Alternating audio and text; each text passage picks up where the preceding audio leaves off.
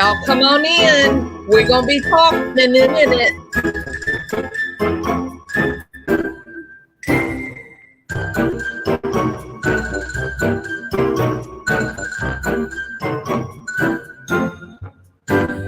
Going to talk about some things going on in Colorado that are not so good.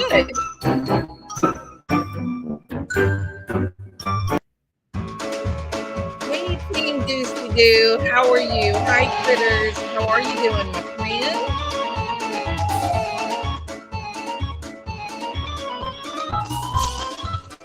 Welcome, everybody. Hey, Jill Anderson. Good morning.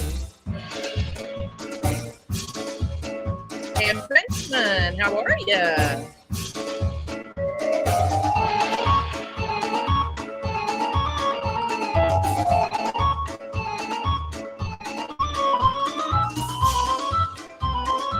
Sundown Farms. Good morning, my friend.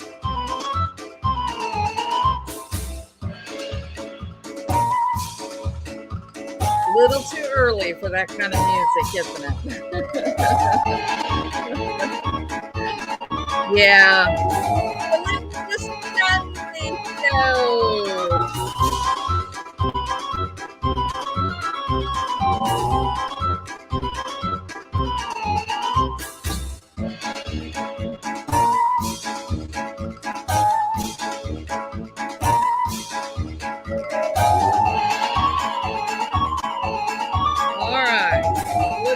We are at 6 a.m.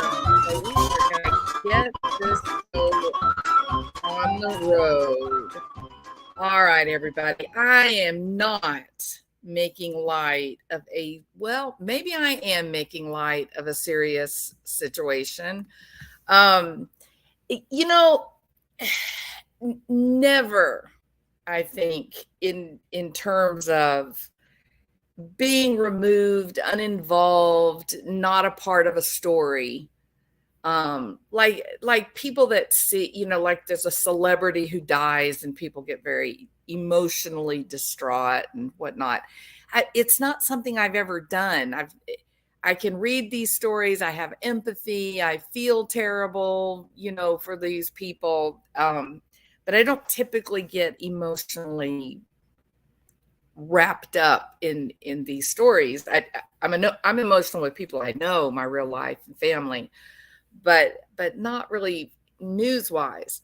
But there was something about the case of the disappearance of Suzanne Morphew that just it was so she was so completely abandoned, right?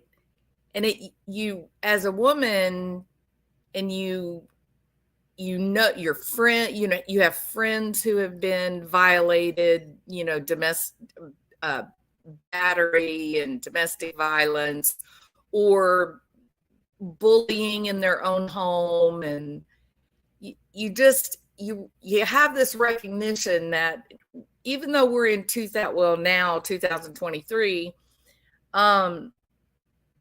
there are still so many women that are marginalized and powerless, even inside their own homes. And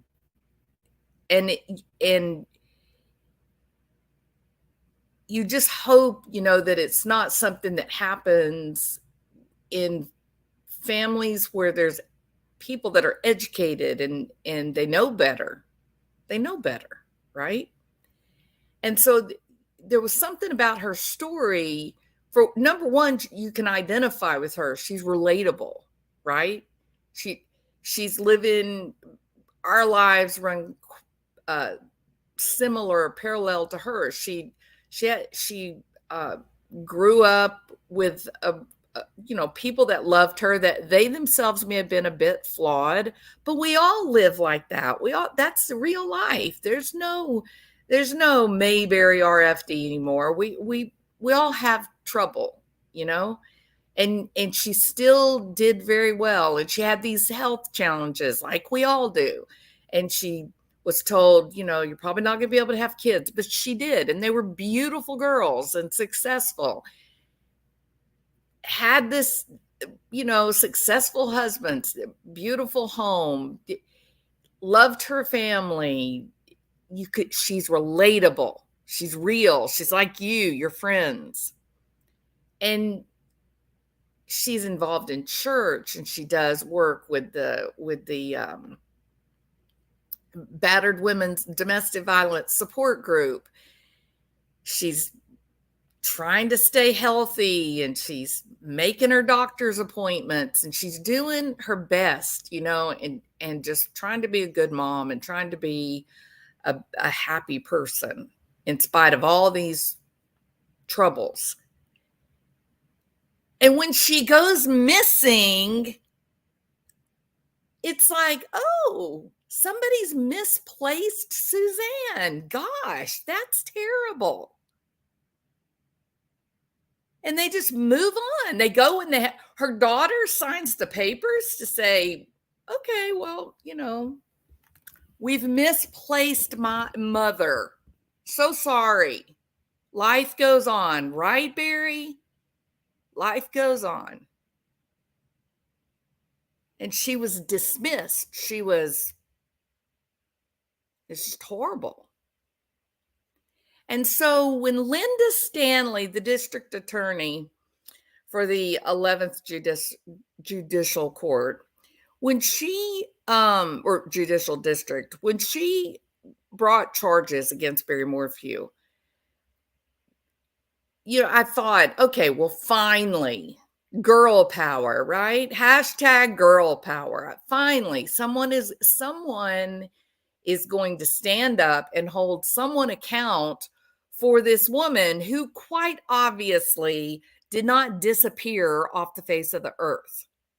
Supposedly her husband gets up like any good dad, any devoted husband. Hey, dear, I have this pressing, urgent job. It's an emergency landscaping job in Denver. And so I'm going to be leaving on Mother's Day to go and do emergency planting of shrubs. Okay, I'm being facetious, but you get my point. And he leaves at 5 o'clock in the morning. And I don't know, Judge, it's the weirdest thing. Last time I saw her, she's just laying in bed, cozy, safe. In fact, she was snoring, Judge. And I think, gosh, what a strange set of circumstances. But then it got even stranger, didn't it? Because it's Mother's Day, and her beloved girls were nowhere to be found. This woman was erased. In the weeks before she left, her own child said, "Oh, Mom, maybe you should think about getting a restraining order before you leave." Does this sound like a young woman who had a lot of faith in her father?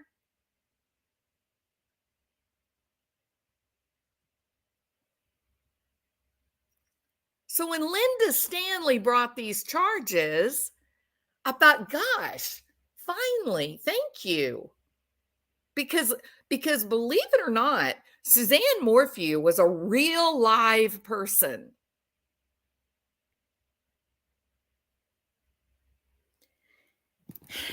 She's a real live person.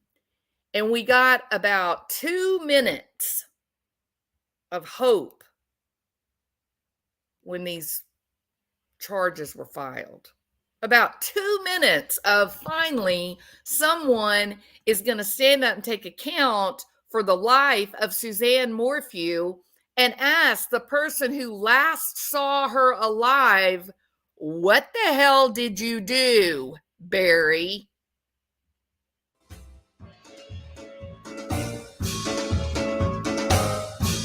And that's about where Linda Stanley's professional expertise ended.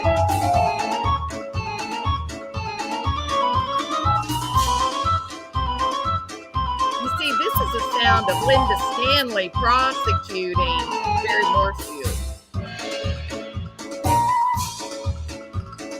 Oh, yeah. He sits in jail for a little while.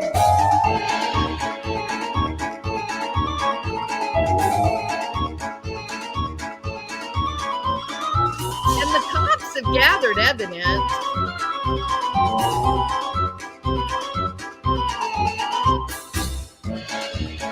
But then something terrible happened.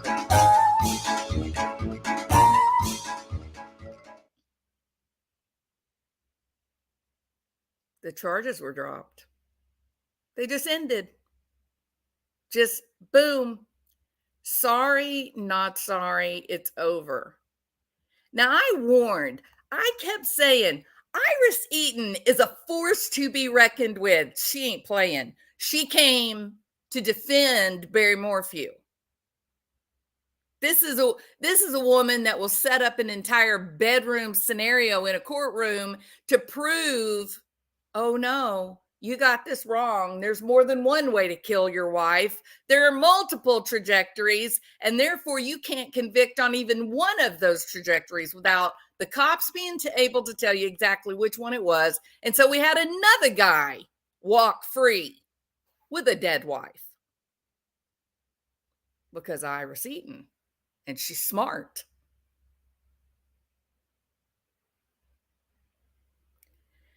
Linda Stanley, her office seemed to pay no mind to those absolutely competent women in Denver, Colorado. I don't know what Linda Stanley thinks her job is, because she files the charges against Barry Morphew, and then she goes on some kind of, celebrity roundup on some YouTube channels to talk about Starsky and Hutch. Show off her leather boots, I guess. I don't know what her point was. Because she has a job to do, right? Isn't that the whole goal of being district attorney? You got a job to do, Linda? Or is it that you're pretending to be,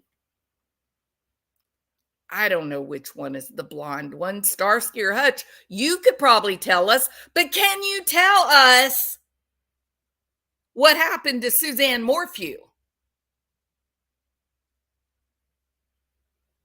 Or better question is, do you care? So when the charges were dropped, I had a real a true emotional reaction. It was disturbing. Sorry about that. Sorry about that. It was disturbing. Everybody, when the charges were dropped, it shocked everyone. People were running to get on their channels, do their, commentary, do their shows and whatnot about it. And I didn't, because I was angry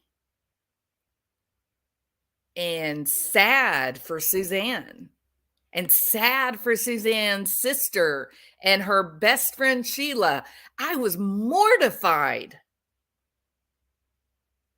I couldn't believe it. And each step of the way, as this comedy of errors, Linda's folly, as it unfolded through the months, I kept thinking, okay, it's going to get better. It's going to get better. This is just a fluke. Something is going wrong here. It's okay. And even when they got a new attorney to come in, prosecutor to come in, and it was like, okay, finally there's a real prosecutor. Finally. Okay.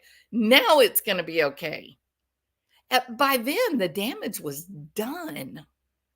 And I'm sure that he told Linda that. I'm sure he told Linda when he got there to Fremont County and he began looking at what he was inheriting from this group of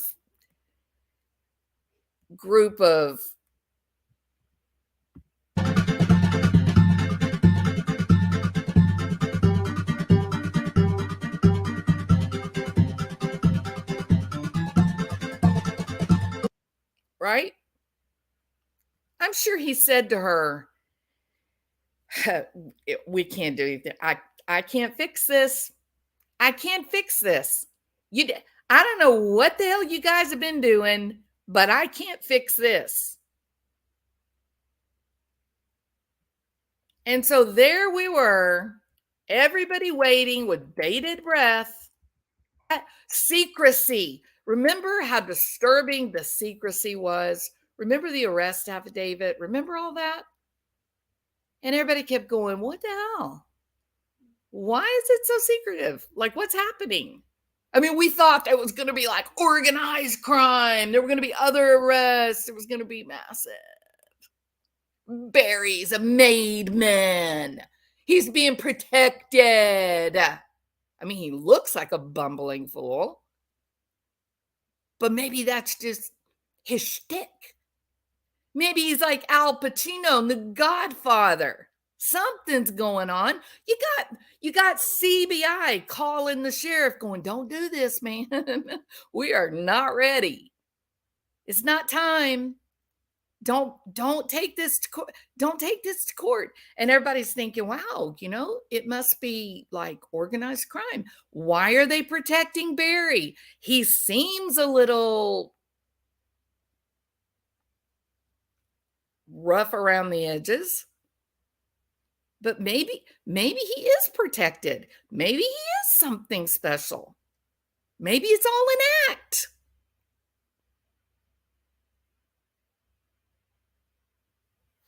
Linda's got this. Girl power, right? It was not an act. And this woman let them go all the way to sending out thousands of jury summons. You know how much money they spent?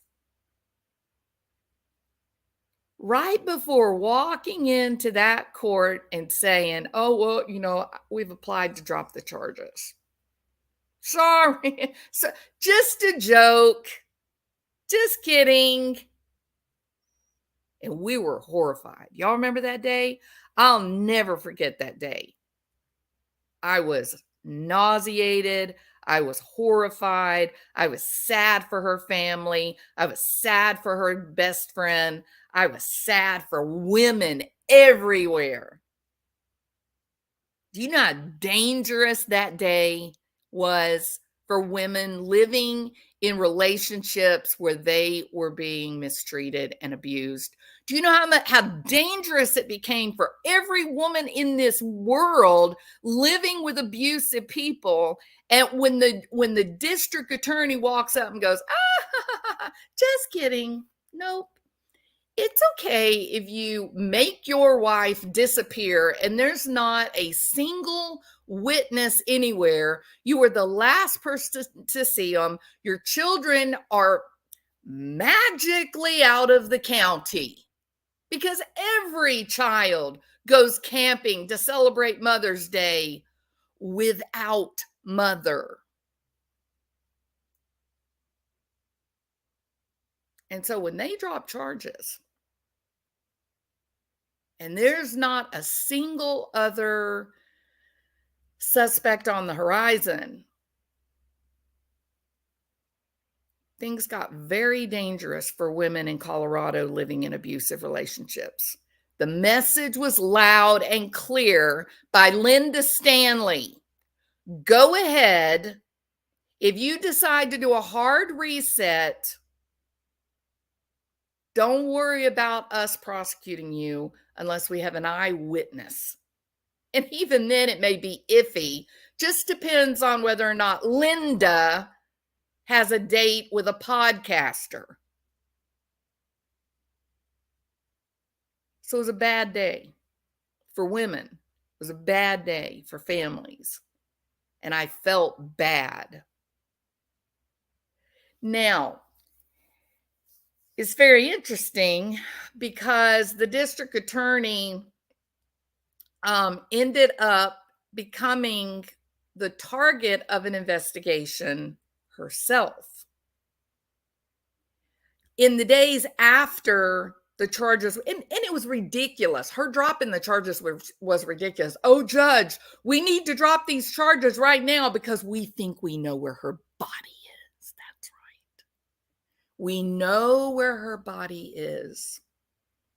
We can't reach it. We can't get to it, judge. But we know where it is. It's under 50 tons of snow. No, I'm making that up. Hyperbole. But you get my point. We just can't get to it. There's snow. Come on, Linda. You're talking like this is New Orleans. You're talking about like you're down in the Louisiana swamplands and suddenly you get, 9 feet of ice pack. It's Colorado. You guys know how to get around in Colorado in the snow. But that was your story. And you're sticking to it, right, girl? So, in the days after Mr. Morphew walked free, Linda Stanley found herself being a target of an investigation. The Colorado Supreme Court's Attorney Regulation Council opened up an investigation into Linda Stanley's office. In the statement, the Office of Attorney Regulation Counsel said, and I quote, "I can confirm that our office is investigating Linda Stanley based on allegations that have become publicly known." You see, Linda Stanley stood in front of the Chaffee County courthouse like a badass. Ooh, she was so cool. The only thing she didn't have was dark glasses on, or did she? On May the 5th, 2021, she confidently announced that Barry Morphew had been arrested and charged with murder in connection to the disappearance of Suzanne. Oh, and that's not all. It was just mere moments before we suddenly realized, oh my gosh, how lucky. It was so lucky that we had a YouTube creator who was just vacationing in Colorado and happened to drive past right outside of Kim's gym, right where Barry got arrested. It was so weird. And they got video of Barry being arrested. Isn't that weird? Like, that's like catching the winning home run at the World Series. Just boop, you're just sitting in the right place, the right time, and boom, that ball drops in your lap. It's fascinating, truly. Right? I mean, like when they arrest someone, that's secret, isn't it? If they're going to do like an arrest of a big time, felony murder case, wouldn't the office of the district attorney keep that quiet until they had him in custody, perhaps? What was so interesting about that morning too, that I didn't really see anybody else talk about, but I thought, gosh, that's very strange. Almost like Barry has ESP. Come on, Barry. Spill the beans, big guy. Can you read people's minds? Do you have special powers? Are you a wizard, Barry? Because Barry seemed to understand somehow, some way, that morning that there was something in the works. His usual morning routine was off by hours. And so the cops are just like hanging out and they're going like, what the hell? Where's Barry? Damn, Barry, come on.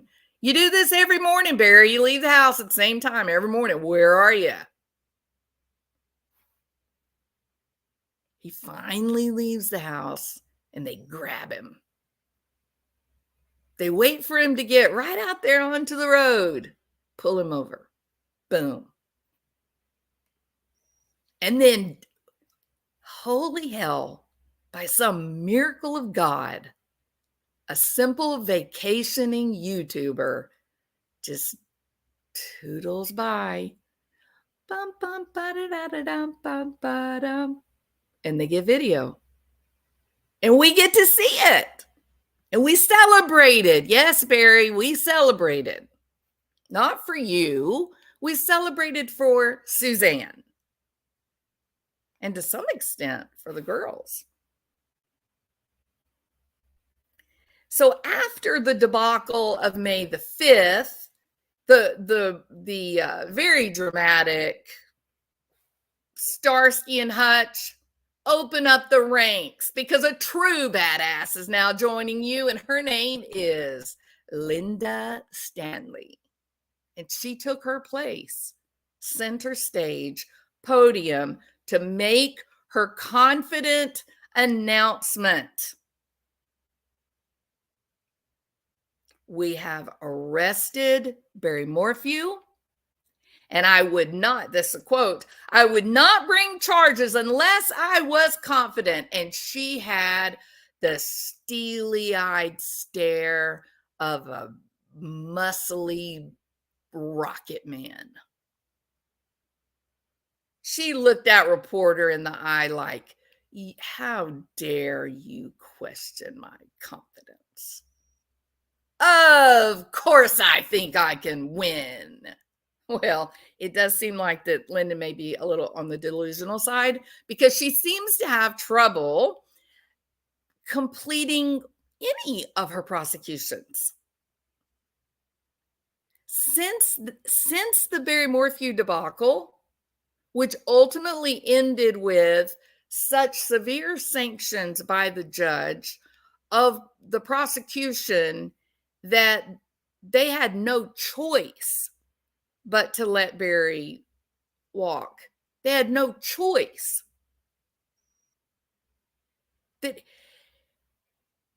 This was not complicated either.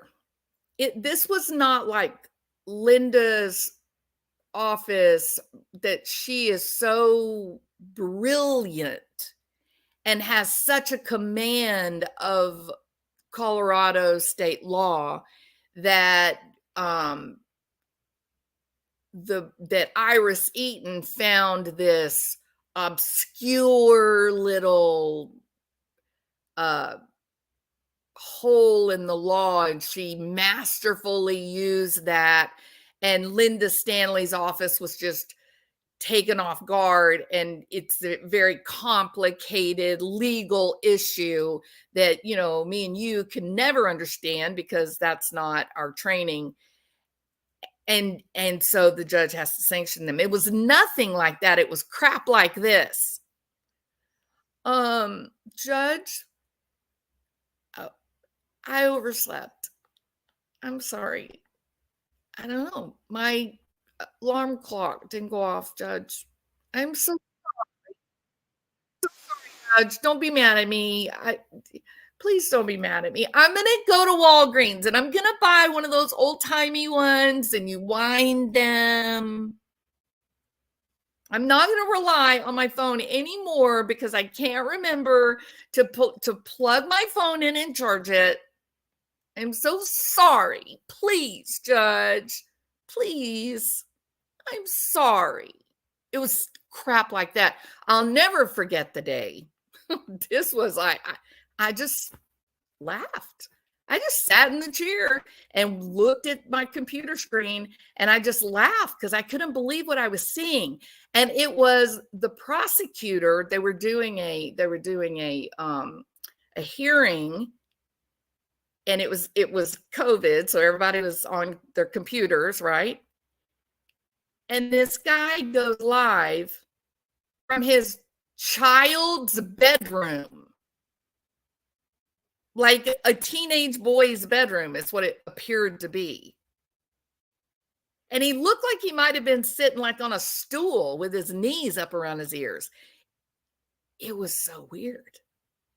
I thought, what is this guy doing? Does he recognize that there was a real live breathing woman named Suzanne Morphew who has been effectively erased off the face of the earth, and now they're trying to get some accounting for that? Does he know that this is important? Or does he think he's having, is it telespeed dating? Like, what's he doing? How do you present yourself like this in a court of law for a legal hearing for a murder case? It just got worse after that. Then we found out these investigators were having meetings and no one was taking a note. No one memorializing the meetings and the topics of discussion and the conclusion of the meeting. Nobody. There were no notes.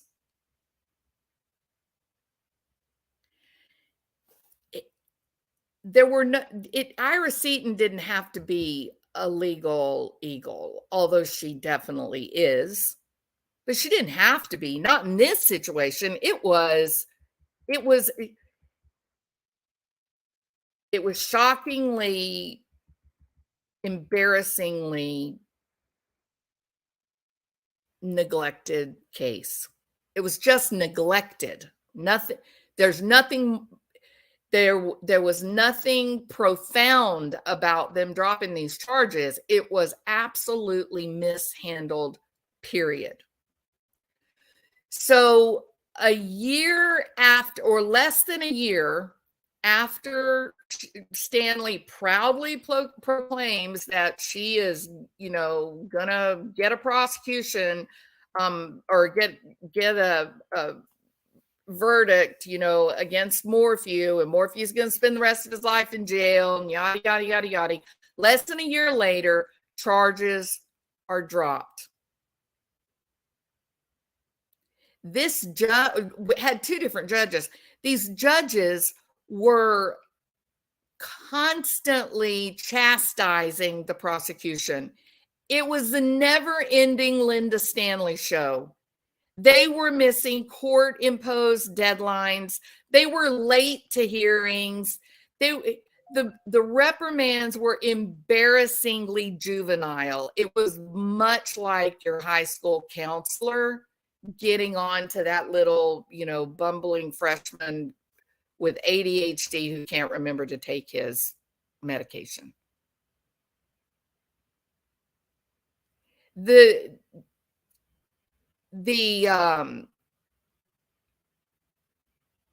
were charges that Stanley withheld evidence.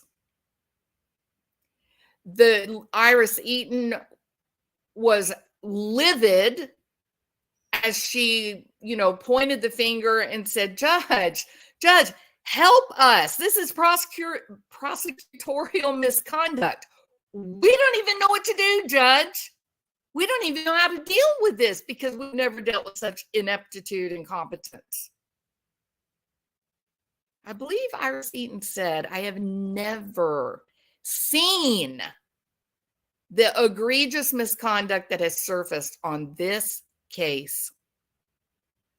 We have the district attorney who cannot get to court on time, but she can damn sure get to her little murder podcast.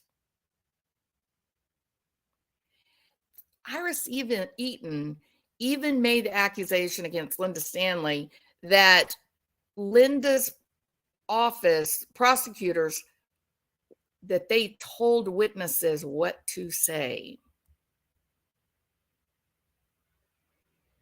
And the kind of the final FU by Iris Eaton was to say, quote, my belief, as Iris Eaton, my belief is that the prosecutors involved in the prosecution of the Morphew case should not even be able to hold a law license.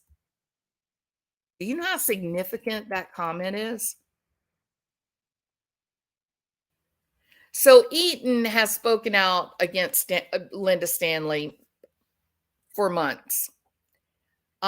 She maintains that Barry was wrongly charged, that the case was mishandled, and that there's going to be hell to pay. And so, the Office of Attorney Regulation Counsel is moving forward with that. So the role of the Attorney Regulation Council is to regulate the practice of law within Colorado, and they oversee attorney discipline. So the reporting on when they came out and said that Linda Stanley was under investigation by the ARC, the reporting was a little bit vague, but that's because the ARC doesn't really define exactly what they do or consider.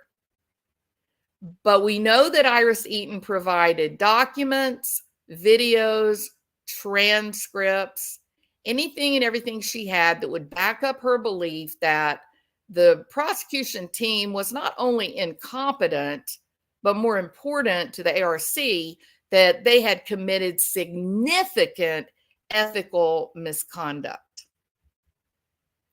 The ARC investigation will investigate any possible rule violations, and it is not going to be public information until, I guess, resolution of this investigation, correct? So that's kind of where we stand. But it's important to remember that Linda Stanley claimed in April, right before they were getting ready to pick their jury, that they felt like they knew where Suzanne's body was. It's under several feet of snow in the mountains near the Morphew house. Oh, you think? Really? Why do you think that, Linda? Like, what was your first clue? Anyway, 6 months later, the body had still not been found. And, the prosecutors had to say, we were wrong and please drop the charges. Humiliating day for those attorneys. Mark Hurlbert, that's the attorney that I said, the prosecutor I said they finally got a real prosecutor in to the county to prosecute this case. I believe, it's my opinion only, I believe that when he got there and finally had the time to go through everything, I think he went to Linda Stanley and he said, you're screwed, man. I don't know who these people are. I don't know what you have been doing, but this case is not winnable as it's been presented. We can't do this. And then you add on the top of that, you add on to the spanking that the judge had to give, throwing out expert testimony, things like that. It was a done deal. Badly handled, terrible miscarriage of justice for not only Suzanne, but for Barry Morphew as well. He sat in jail for how long? You want that to happen to you? You want that to happen to your child or your father or your brother? You want them to sit around in jail, no bond, charged with murder, and then suddenly, right before you get a jury, they go, just kidding. Come on, you can go home now. You don't have a business left. You don't have any friends left. Your reputation is shot to hell. You got podcasters talking about you all the time, suggesting heavily that they think that you're a murderer. But we're just kidding. Come on out. Just go on. Live your best life, Barry. It's so wrong on so many levels. It's hard to believe it's even a real case. And you think, gosh, this could never happen again. Right? Well, what do y'all think? Has it happened again? Well, fast forward. Fremont County, 36-year-old Joseph Tippett. He is being held in the Fremont County jail facing first-degree murder charges. The police records show that Tippett told police He shot his father in the back of the head, not once, but twice.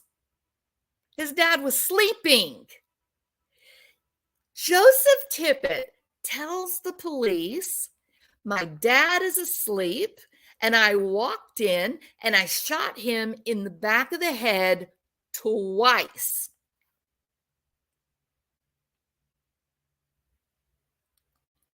At around 10 p.m. on Saturday, I didn't write down the date. Why didn't I write down the date? It was January 22.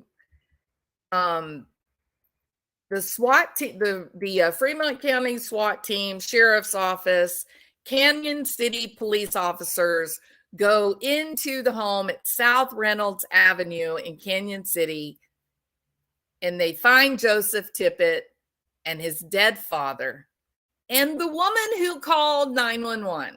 Please help us.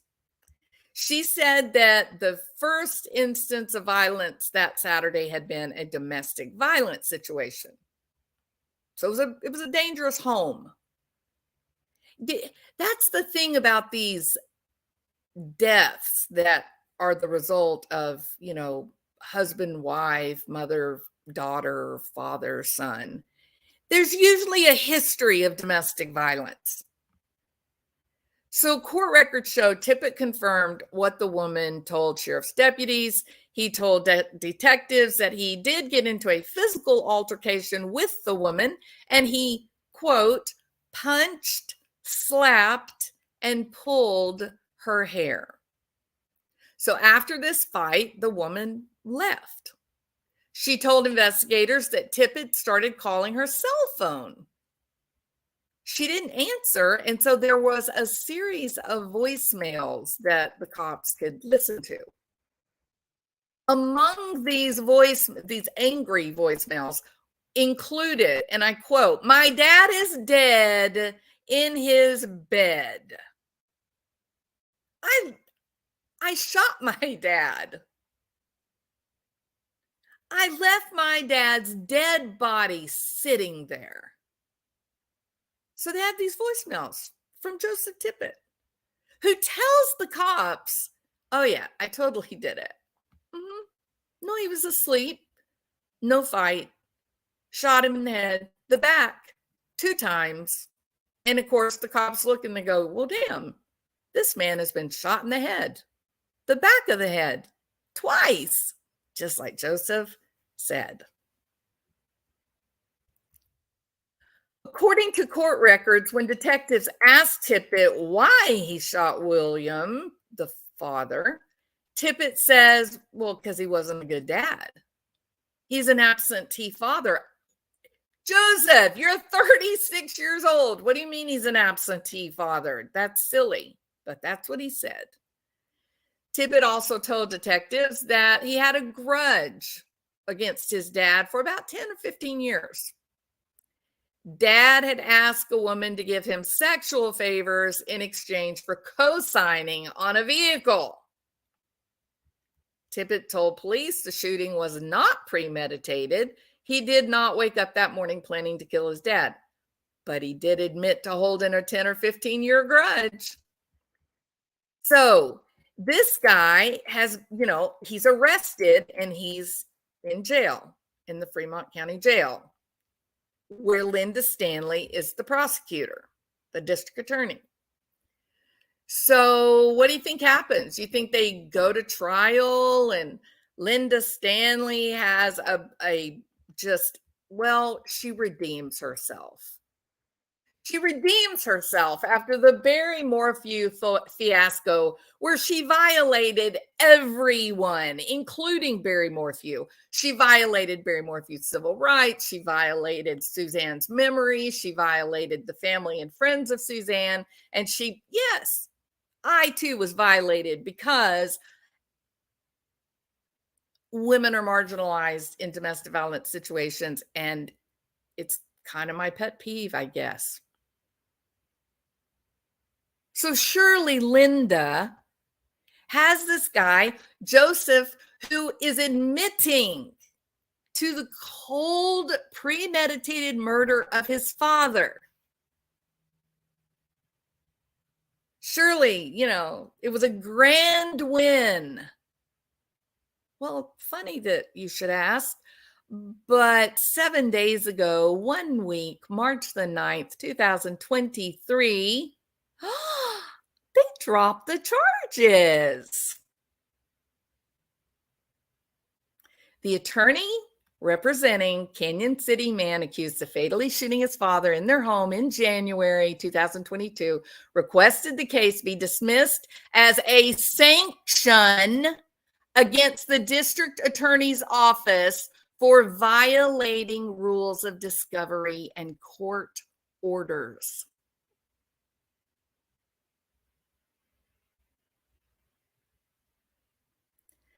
Tippett had a public defender, Adam Tunink.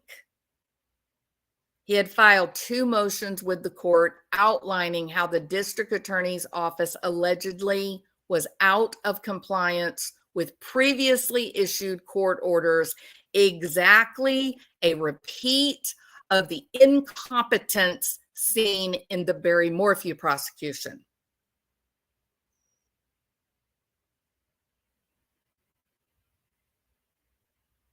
It is incredible.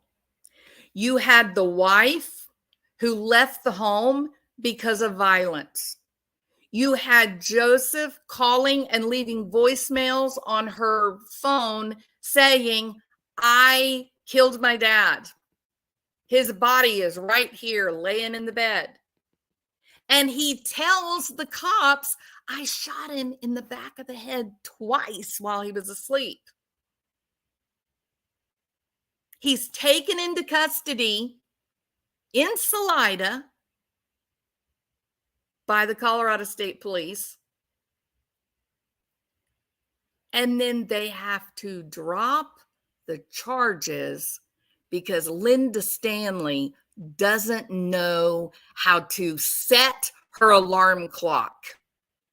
She doesn't know how to read an order to make sure that she follows discovery. She doesn't know how to do what a judge chastises her and tells her what to do, or she doesn't provide oversight for the prosecutors working in her office. Perhaps her office is a mess, disorganized. Perhaps, I don't know, maybe Linda has a hard time getting to work on time. Maybe she's overworked and she's super duper tired and she just needs a little bit of time off. Oh, yeah. And there's that too. In the midst of all of this chaos, people that can't get up and get to work on time, people that have no kind of awareness for professional decorum by attending a Zoom hearing while sitting in the middle of a teenager's bedroom, in the middle of all of this mismanagement and seemingly ADHD fueled neglect, or it could just be general good old fashioned incompetence. In the middle of all that, Linda grandly announces, "On Mondays, we shall not work." She even told a court, a judge, "Well, if you want to put something on the docket for Mondays, well, you can do that, but I'm not going to be there. My prosecutors are not going to be there. We need some time, Judge. We're just too tired. We can't do court on Mondays, Judge. So if you want to be foolish and you want to set a docket for Mondays, well, You're going to have to do it without the prosecutor's office. I swear to you, I am making this sort of interesting, amusing. But what I am saying to you is what's been reported in the newspapers. We can assume it's fact. These are well established and with good reputation type of journalism. Why wouldn't it be true? This is true. She told them as if she, the district attorney, set the docket, as if she was in charge of a judge's court. The reality is, and I think she kind of, was told, I don't know who the hell you think you are. I'm the judge. I will, in fact, have trial and hearings on Mondays, and you damn well better have a prosecutor here. But she's got to have time to get her hair done, It's very important that she look nice when she goes on her podcast, right? I mean, she's following in the footsteps of Starsky and Hutch, and those are some very, very big shoes to fill.